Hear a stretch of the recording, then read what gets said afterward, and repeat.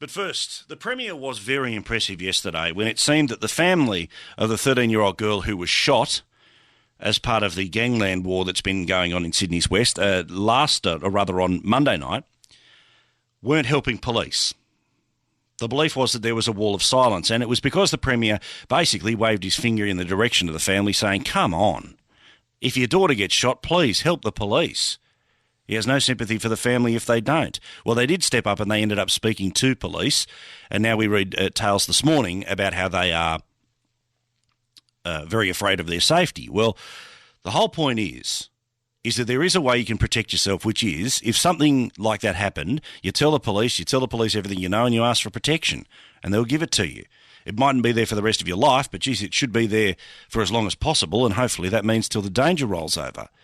But the wall of silence, we see it with bikies, and we see it constantly with this gangland nonsense that's happening in Sydney, where we waste time, money and effort on people whose parents say, oh, he's a good boy, and they don't bother reporting it, or people whose homes get shot up, not even telling the police, where they were at the time. This wall of silence needs to be broken, so how exactly do we get on top of it, and how do we actually blow a hole in this wall? BStevens is a former New South Wales police officer and a gang crime specialist both in Australia, Asia and in the US. We've spoken to him before, and he's back today. G'day, Brett. G'day, Paul. How do you get through the wall of silence? Because it's either a wall of silence that's going to be built out of fear of a reprisal, or it's just the way the network works, which is if all else fails, no one squeals. Well, it's a bit of both. So let's just look at it this way first. It's the culture. The whole in-gang culture is even celebrated, not so much the bikers, they usually don't have music sung about them, but if you look at the American gangs, they have a lot of music and their gang culture songs are about not being a buster, about not informing. I can get shot, I don't tell anybody, I don't talk to the police. So that culture overlays on the community. That culture is obviously overlaying on the community in Australia in regards to the bikie gang. So that's a culture. Then you look at the people who get shot around them.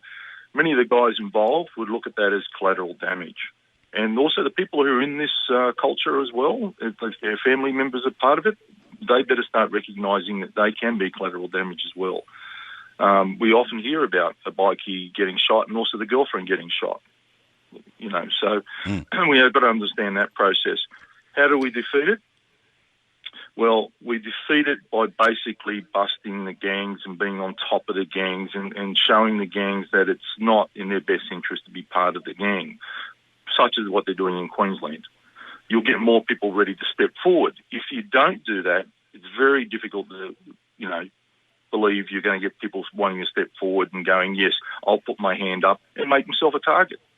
Yeah, because to me it seems like if you leave any wiggle room in the law or the prosecution of that law or the implementation of that law via the courts, then people will ultimately say, well, what's the point in stepping forward? Or they think they can get around it. I mean, up in Queensland, what is amazing is that up in Queensland, they've said minimum 6-year jail term if you're associated with a gang.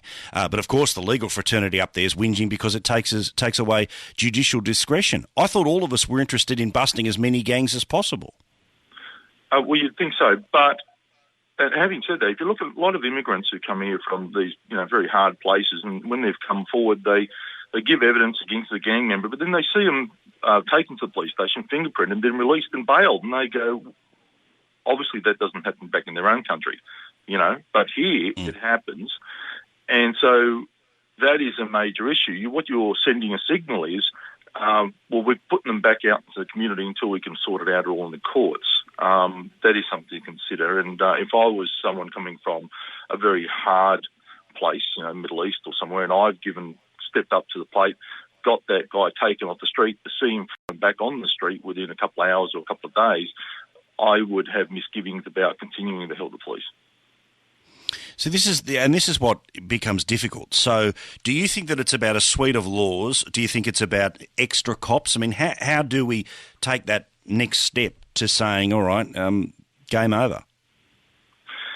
Well, the police are going to essentially have to become the biggest gang, and they may have to expand that unit, that anti-gang units, to have basically the muscle to be able to take these guys on, intimidate them, make them afraid, I mean, this is what they're all about. They're all about intimidation, making people afraid. They get off on it. And being part of this gang, you've just got to make it very... the community is hostile to the gang culture as opposed to, living with it. Now, how do you get on top of also this scenario where there are parents, and the accusation in the first half of yesterday was that the parents were not willing to play ball with police, even though that their daughter, even though the son was the target, the daughter ends up copping the shrapnel, but they didn't want to speak to police. They've said this morning it's about fear, but the Premier was very much of the belief, as many of us were yesterday, that it was because they were part of the culture, that you see this time and time and time and time again.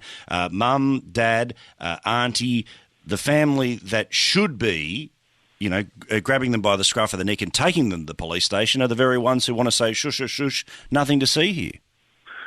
Well, also, you've got to look at, they could be benefiting from their association with the gang. The son's been in the gang. I mean, the guy's probably not got a job. The gang's his job. He gets income from that. He helps the family. So there is possibly, I'm not saying in this case, but but often there is a benefit. They set their families up in nice homes and, holidays and cars.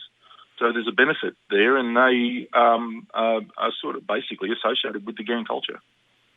Yeah, and this is why my colleague Jason Morrison, who does the Drive Show, often speaks about how we need to also involve things like the tax office. So to turn around and say, okay, so last year you said you earned this much money, but you're driving a pretty fancy car. How the hell does that work?